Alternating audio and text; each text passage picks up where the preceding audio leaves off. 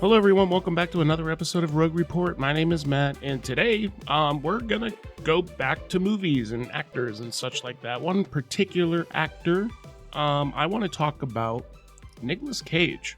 Me and Rob brought up Nic Cage in an episode of SCP, and for whatever reason now I just want to keep talking about him. I had said that his catalog of movies is like an insane number of films that you could watch, but it seems like it's going to take you a while.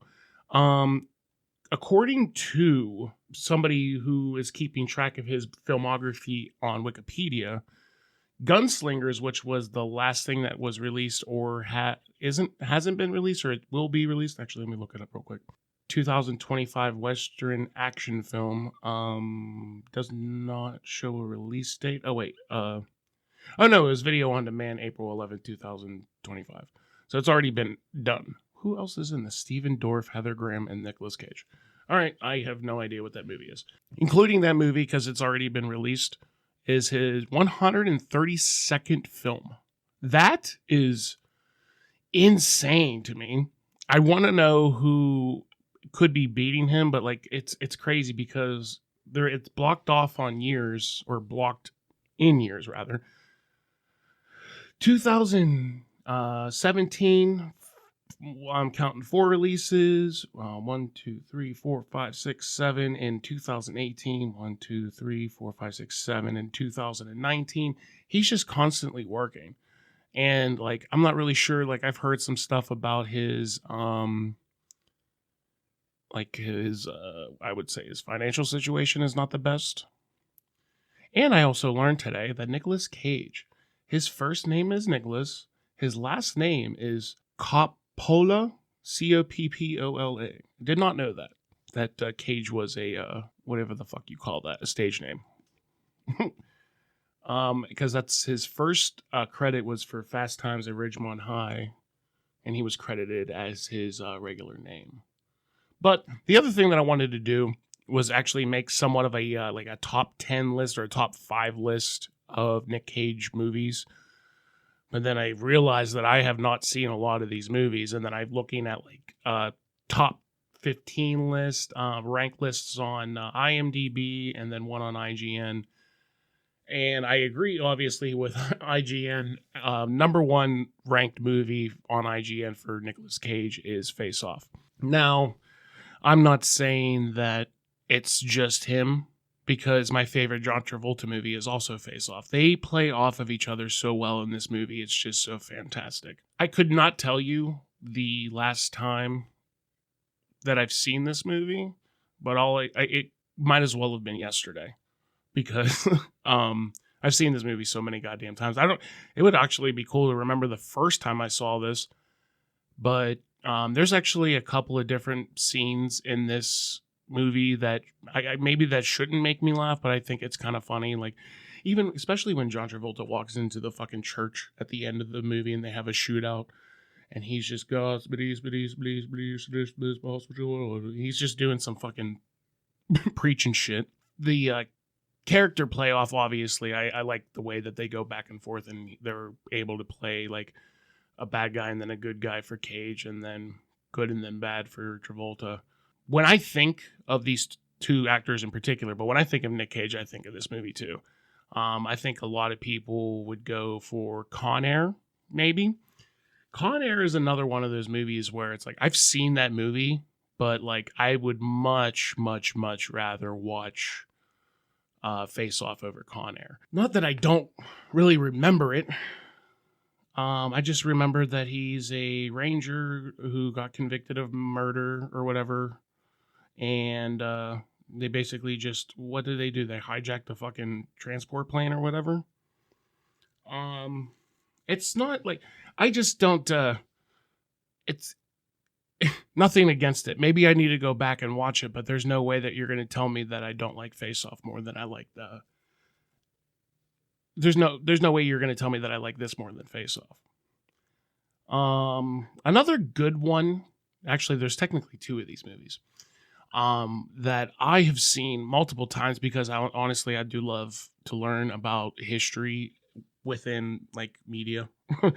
Like I don't want to read a history book. I don't want to fucking read articles and learn about it while it's happening or But National Treasures, both of those movies, especially the first one, which I don't know if you would consider it a franchise, but then again, National Treasure, they made one without him. Like there's a newer one with a like a younger girl in it as the lead. I think that even though these are Disney movies and that they are, I guess I don't know if, in all honesty, they're just directed to children at all. I mean, just because it's made by Disney, and maybe that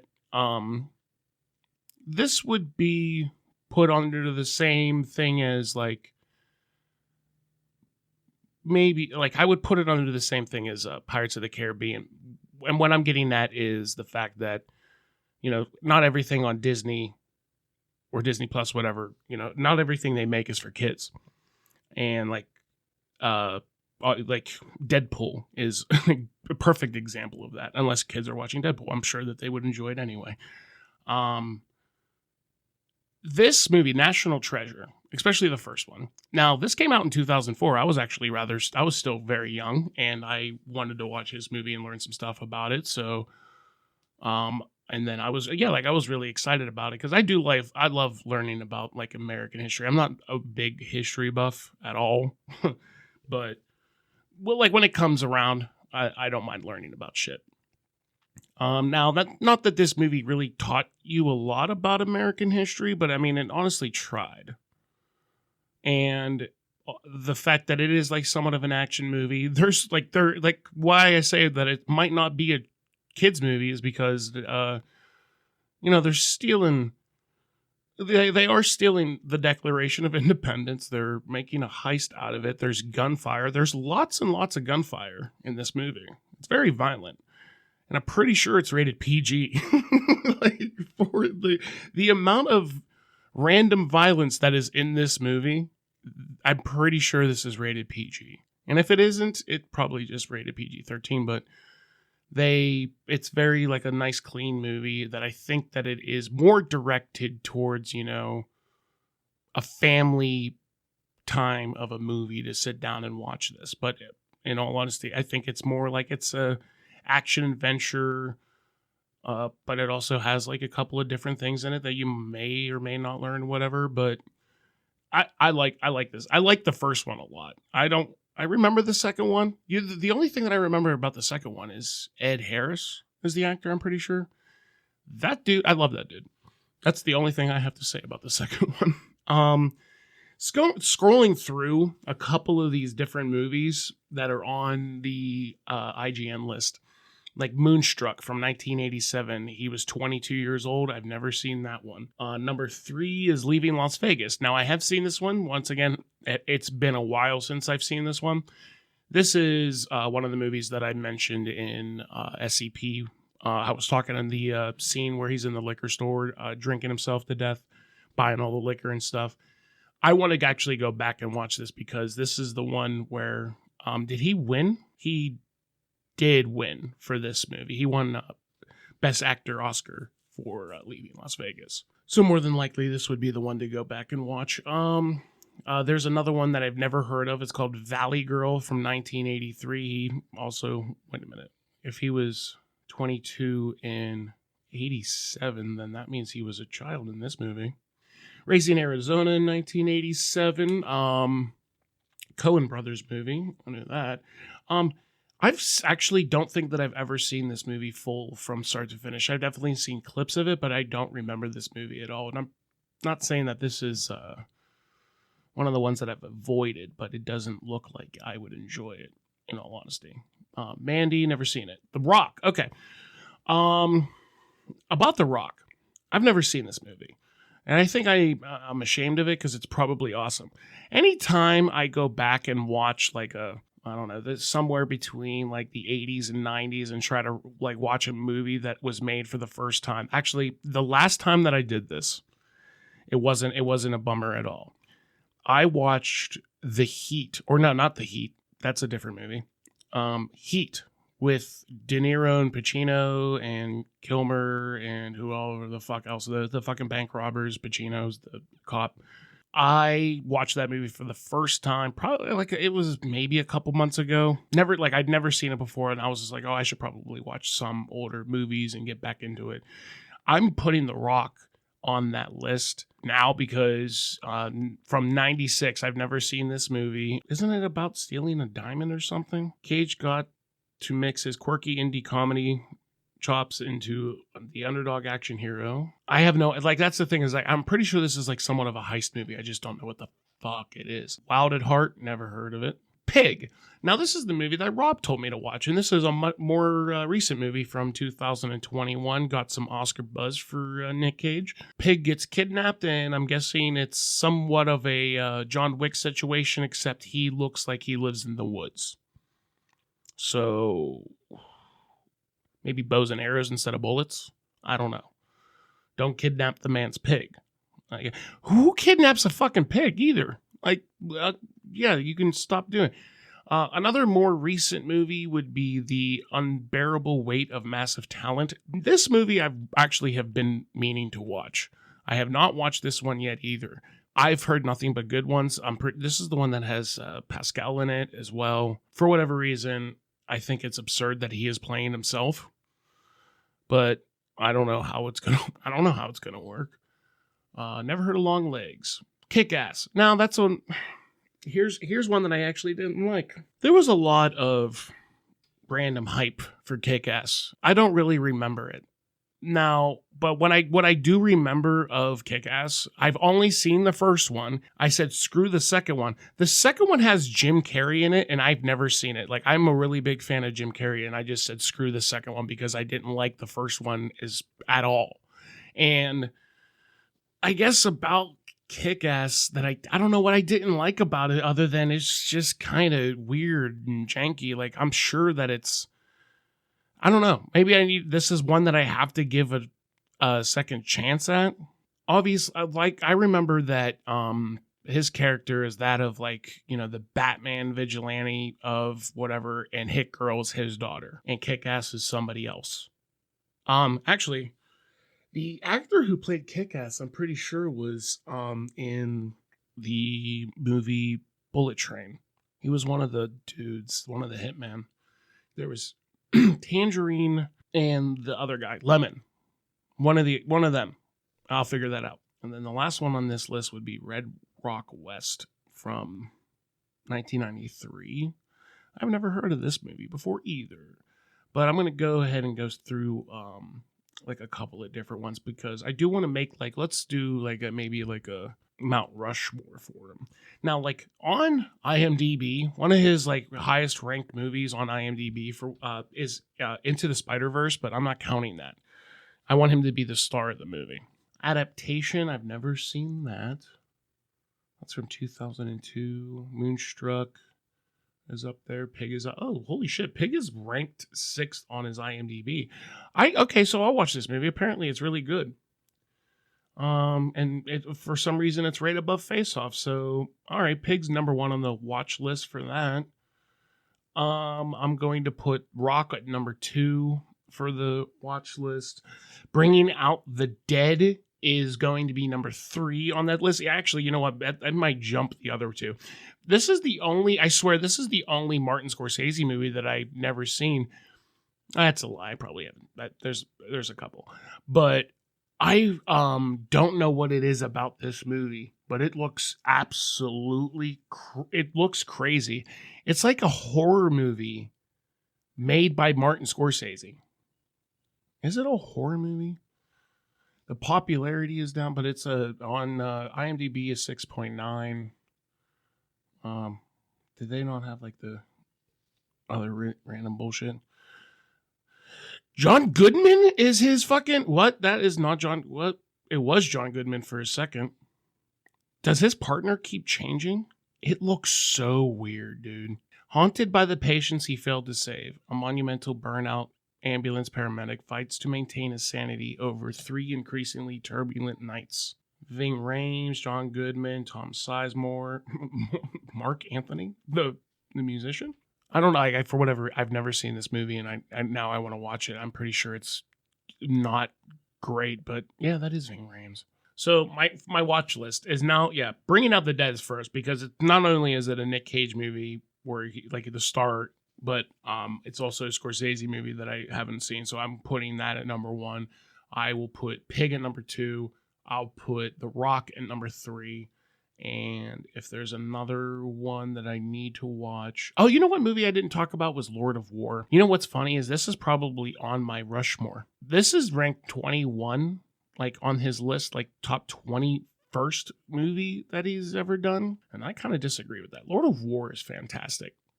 It's one of the only movies that I actually like Jared Leto as a fucking actor. And I don't know what it is about, like, like, don't get me wrong, it has nothing to do with the Joker, like Jared Leto's Joker. I didn't mind it, but at the same time, like, everybody else does it better. But what I was getting at is, like, even like his role in this movie is great. Nicolas Cage, they played off of each other very well. I love the story of Lord of War. I think it's fantastic. I would put that up there. That is totally probably on the Rushmore. Looking through, there's a bunch of animated movies. I don't know. Oh, the Croods. I mean, okay, I know what that is, but I did not realize that he was in it. The Croods. Holy shit! It's Nicolas Cage and Ryan Reynolds. Oh, okay, yeah, he was in like a. I wouldn't call it a biopic, but it's a story about 2 of the Port Authority officers who were trapped underneath one of the World Trade Centers. That is Nicolas Cage and Michael Pena, who play the 2 officers that were trapped. Renfield, I heard, was bad, so I didn't watch it. The Weatherman. I've seen The Weatherman.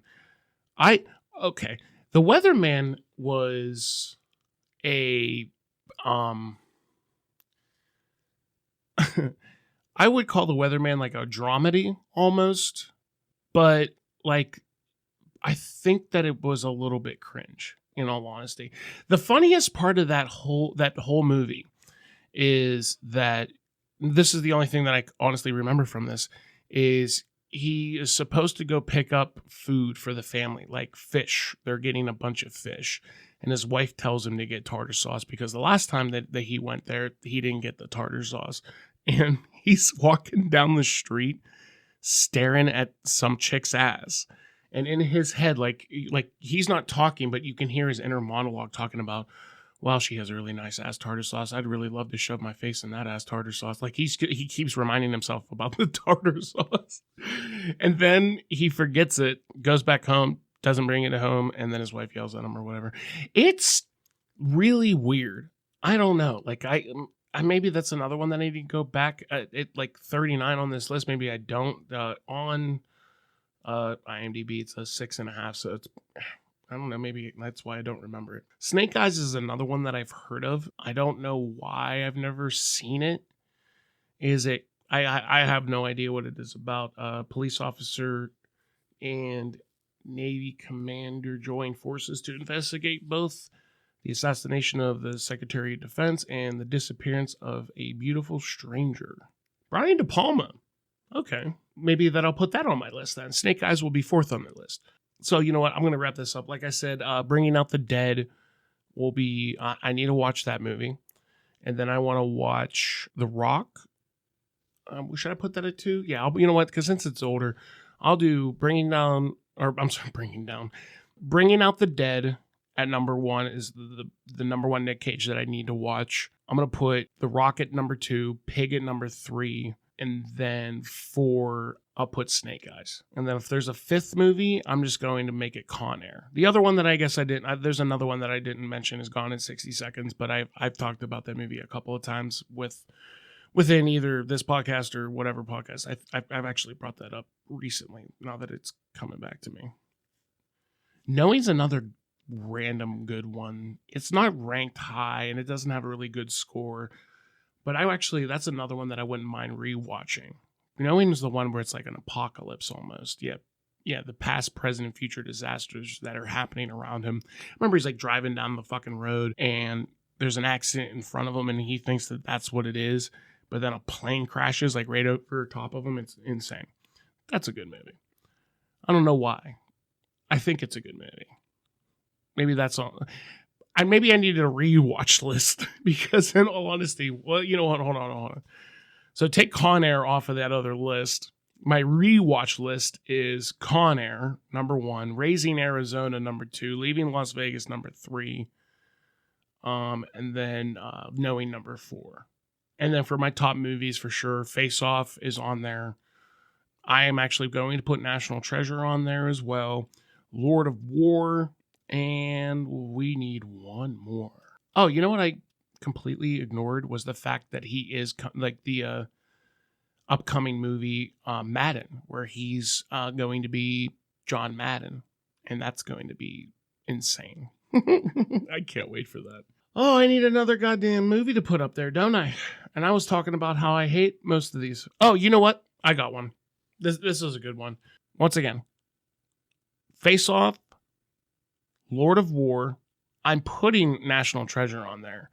And I'm also going to put on something that I haven't mentioned, but I saved good things for last, Ghost Rider. And I've also heard some shit about him possibly returning as Ghost Rider in future Marvel content, but I mean, that's just whatever you want to believe off of the internet. So with that being said, thank you for stopping by the Going With Rogue channel, listening to another episode of the Rogue Report. Please make sure that you subscribe so you don't miss any future content.